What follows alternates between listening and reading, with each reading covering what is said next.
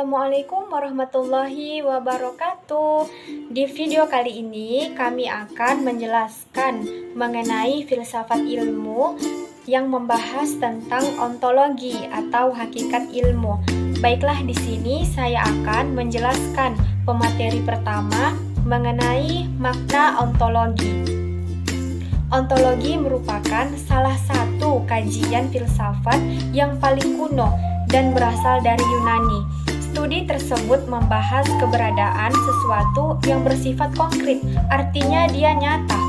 Tokoh Yunani yang memiliki pandangan yang bersifat ontologis dikenal seperti Thales, Plato, dan Aristoteles. Pada masanya, kebanyakan orang belum membedakan antara penampakan dan kenyataan. Thales terkenal dari pernah sampai dari kesimpulan bahwa air merupakan substansi terdalam yang merupakan asal mula segala sesuatu. Namun, yang lebih penting ialah pendiriannya bahwa mungkin segala sesuatu itu berasal dari satu substansi belaka, atau sehingga sesuatu itu tidak bisa dianggap adanya berpikir sendiri. Secara sederhana, ontologi bisa dirumuskan sebagai ilmu yang mempelajari prioritas atau kenyataan konkret secara kritis. Demikianlah penjelasan dari saya. Saya lanjutkan untuk pemateri berikutnya. Assalamualaikum warahmatullahi wabarakatuh. Di video kali ini, saya akan melanjutkan materi dari pemakaran sebelumnya.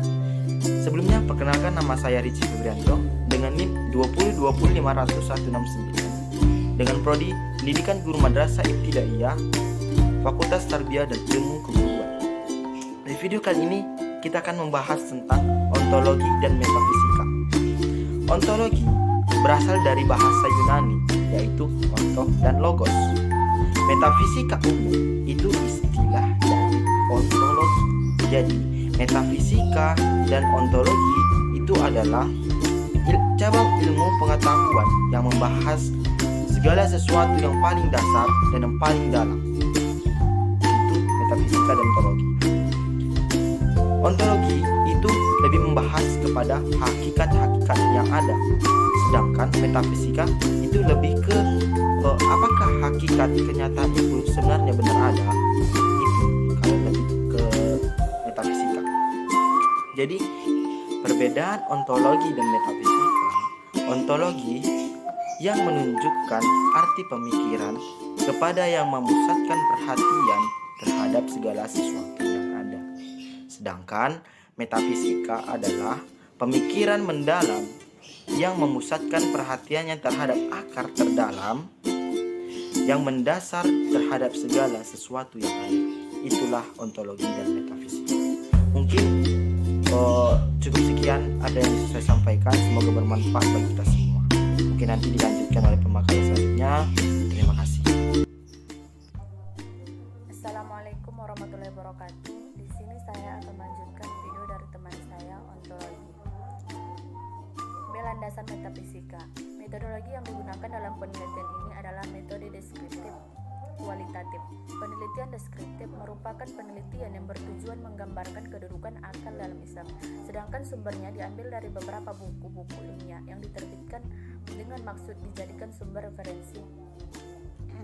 Adapun teknik pengumpulan data dalam penelitian ini ialah studi kepustakaan, wawancara, dan observasi. Pembahasan di dalam ontologi dimulai tanpa asumsi dasar, melainkan mengandalkan kreativitas akal, yaitu inspirasi, intuisi, dan ilham. Metode abstraksi digunakan ontologi untuk mencari kejelasan tentang dunia fakta seluruhnya, sampai pada pengertian fundamental. Pengetahuan fundamental yang dihasilkan oleh ontologi dapat dijadikan dasar untuk membahas kembali asumsi dasar yang oleh ilmu pengetahuan telah dianggap mapan kebenarannya. Cabang metafisika. Metafisika merupakan suatu cabang filsafat sistematis yang membahas keberadaan. Metafisika dibagi menjadi dua cabang sebagai berikut, yaitu yang pertama ontologi. Ontologi ini menyelidiki sifat datar dari yang nyata secara fundamental dan cara-cara yang berbeda dari kategori logis yang berlainan serta dapat dikatakan ada. Seperti halnya dalam metafisika, suatu makna ganda terdapat dalam arti ontologi dewasa ini. Dalam kerangka tradisional, ontologi dianggap sebagai teori tentang asas-asas umum dari hal yang ada, sedangkan dalam pemakaiannya dipandang sebagai teori mengenai apa yang ada. Yang kedua itu kosmologi. Kosmologi ini menyelidiki jenis tata tertib yang paling fundamental dalam kenyataan. Apakah untuk segala sesuatu yang menjadi seperti apa adanya dan bukan sebaliknya? Kosmologi merupakan cabang dari astronomi yang membahas asal mula, struktur yang luas, dan perkembangan alam semesta. Metafisika adalah cabang filsafat yang berkaitan dengan proses analitis atas hakikat fundamental mengenai kebenaran dan realitas yang menyertainya.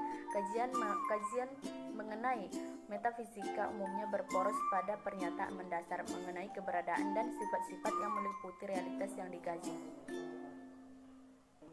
Secara umum, topik analisis metafisika meliputi pembahasan mengenai eksistensi, keberadaan aktual yang karakteristik yang menyertai ruang dan waktu, relasi antar keberadaan seperti pembahasan mengenai kausalitas, posibilitas, dan pembahasan metafisik lainnya. Objek bahasan metafisika bukan hanya semata-mata hal empiris atau hal-hal yang dapat dijangkau oleh pengamatan individual, melainkan hal-hal atau aspek-aspek yang menjadi dasar realitas itu sendiri. Bahasan sentral lainnya adalah kosmologi metafisik, yaitu kajian mendalam atas prinsip keberadaan dunia, realitas asal mula, dan makna keberadaan atasnya. Mungkin cukup sekian video dari saya. Kurang dan lebihnya saya minta maaf. Assalamualaikum warahmatullahi wabarakatuh. Baiklah, di sini saya akan melanjutkan materi yang berjudul Sumber Kebenaran Metafisika. Sumber kebenaran metafisika ialah dengan mengamati, menganalisis dengan sangat akurat. Pembahasan metafisika memiliki berbagai subbahasa. Misalnya, pembahasan sentral metafisika adalah ontologi, yaitu proses analisis dan penggalian klasifikasi berdasarkan prinsip-prinsip kategori, keberadaan, dan relasi di antaranya. Bahasan sentral lainnya adalah kosmologi metafisika, yaitu kajian mendalam atas prinsip keberadaan dunia, realitas asal mula, dan makna keberadaan atasnya. Dengan inilah kita akan tahu kebenaran dari metafisika. Untuk kedudukannya sebagai ilmu pengetahuan yang alamiah, penelitian harus memenuhi beberapa kriteria yang telah dikembangkan oleh masyarakat ilmuwan sosial. Kriteria atau ciri-ciri ini saling berkaitan dengan ciri yang dapat membedakan riset ilmiah dari berpikir dengan akal sehat atau metode-metode penelitian spekulatif yang bersifat teoritis saja. Oleh karena itu, ilmiah harus bersifat empiris.